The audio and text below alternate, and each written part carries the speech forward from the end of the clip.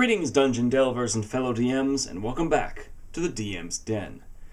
Common races finished, let's start looking at uncommon races.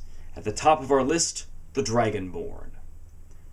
Dragonborn are a big favorite when it comes to my players, and because they are uncommon, I have to limit how many I can have in a party. Often one, maybe two for larger groups. And that's just because it wouldn't make sense for a lot of Dragonborn to be around. And that's because they work in self-sufficient clans, tribes, separate civilizations. They wouldn't be venturing much further into the other continents, the other worlds, the other nations, unless there was a big reason, or some sort of exile, or they were investigating something. You can still have Dragonborn moving around, but they're just a lot more rare, and that's something that you must keep in mind. They're uncommon. Due to their strong but scary draconic nature, their strength score increases by 2, and their charisma score increases by 1, because they're a little scary.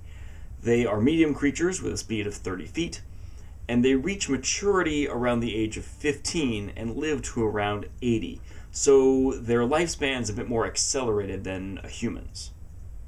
Lacking sub-races, the features of a Dragonborn are all tied to their draconic ancestry. Dragonborn are considered descendants of a certain dragon type, and this type grants them a breath weapon, as well as resistance to the damage of that type. So, if I were to choose the Gold Dragon as my ancestor, then I would gain Fire Breath as my breath weapon. I would shoot it out at a 15-foot cone from myself, and I would be resistant to fire damage. So I take half damage if someone hits me with a fireball. It should be noted that even though there are similar elements across different colors of the dragons, some of them have different areas of effect. So you'll see some use their power at a 15-foot cone spread out from them, out like that, so out, boom, like that, and others have a 5x30 line. Some of the, I think acid does that, and lightning does that. So you have different ranges, and you can't do this all the time. You can do it once per short or long rest.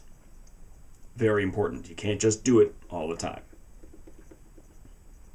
And finally, a Dragonborn speaks Common and Draconic, obviously.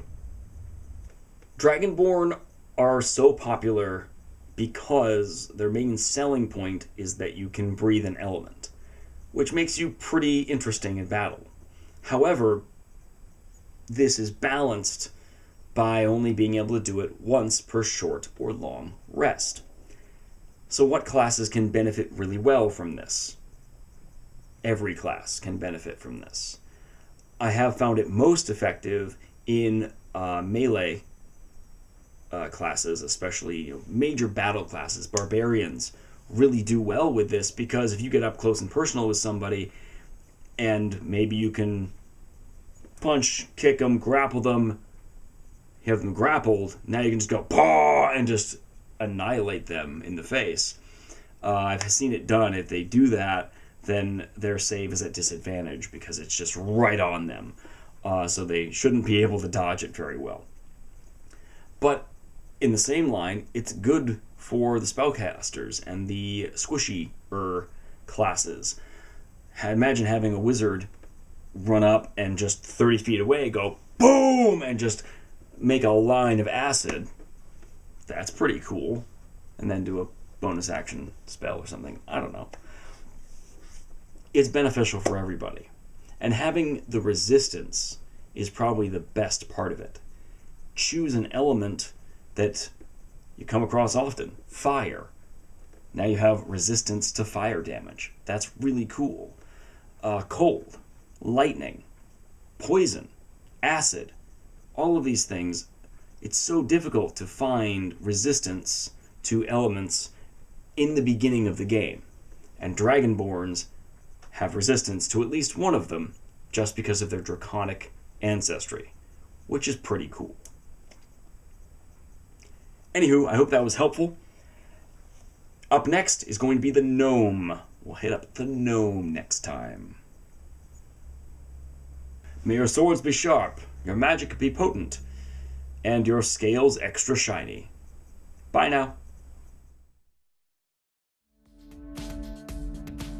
Hey everybody, thanks very much for tuning into today's episode of the DM's Den. If you are on the Book of Faces, you can find me there. If you're on the Tweety Bird, you can find me there too. And if you have any extra gold, silver, copper, platinum, or electrum that is just weighing you down, I am running a Patreon, trying to get a lot more programs up and running for y'all. You can check that out right here. If you want to see more videos like this, you can click on my big dumb face. Anywho, have a wonderful day, and please, game responsibly.